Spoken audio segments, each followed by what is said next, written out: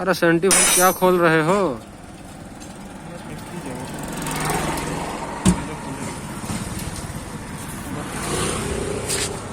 Okay okay.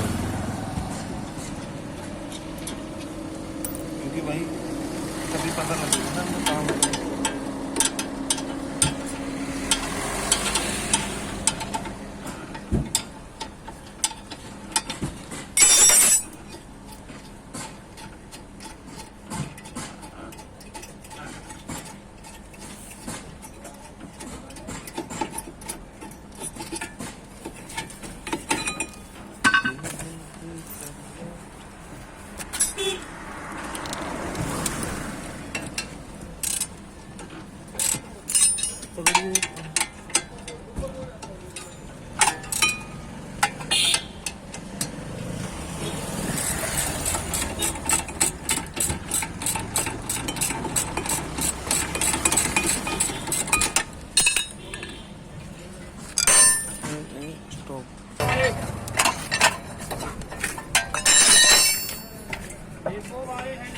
तभी उसे पहले निकालना होगा।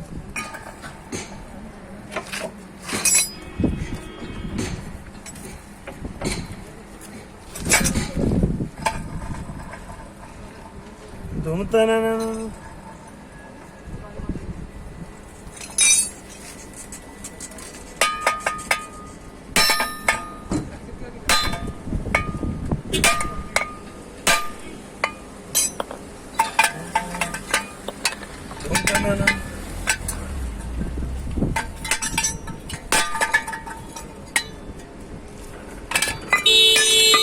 घूमता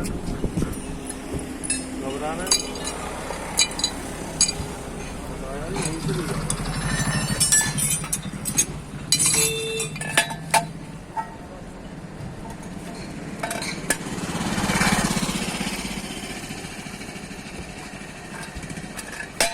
देखो